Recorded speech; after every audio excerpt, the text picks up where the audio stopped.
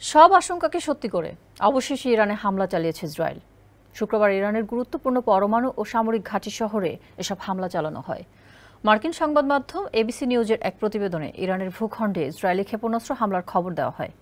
এদিকে ইরানের রাষ্ট্রীয় টেলিভিশনও ইস্পাহানে বিস্ফোরণের খবর দিয়েছে। এমন পরিস্থিতিতে তেহরান, ইস্পাহান, সিরাজ সহ বেশ কয়েকটি এলাকায় বিমান চলাচল স্থগিত করা হয়েছে।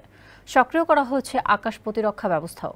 ইরানের মহাকাশ সংস্থার একজন মুখপাত্রের বরাতে কাতারি সংবাদ মাধ্যম আল জাজিরা জানায়, ইরানের আকাশ প্রতিরক্ষা ব্যবস্থার মাধ্যমে বেশ কয়েকটি ছোট ড্রোন ভূপাতিত করা হয়েছে। তবে এ ব্যাপারে বিস্তারিত কোনো তথ্য দেওয়া হয়নি। এখন পর্যন্ত চলমান এ হামলায় ক্ষয়ক্ষতির কোনো খবর পাওয়া যায়নি। এমনকি পাল্টা এ হামলার দায়ও স্বীকার করেনি ইসরায়েলি প্রতিরক্ষা বাহিনী। ইরানের ইস্পাহান শহরটিকে কৌশলগতভাবে গুরুত্বপূর্ণ শহর হিসেবে বিবেচনা করা হয়। শহরটিতে সামরিক গবেষণা ও উন্নয়নের সাইট এবং ঘাঁটি সহ বেশ কয়েকটি গুরুত্বপূর্ণ স্থাপনা রয়েছে। এছাড়া নিকটবর্তী নাতাঞ্জ শহরে ইরানের পরমাণু সমৃদ্ধকরণ সাইটগুলোর অবস্থান রয়েছে। গত শনিবার রাতে ইসরায়েলকে লক্ষ্য করে ইরানের ড্রোন ও ক্ষেপণাস্ত্র হামলার পরই পাল্টা হামলার হুমকি দেয় নেতানিয়াহুর প্রশাসন।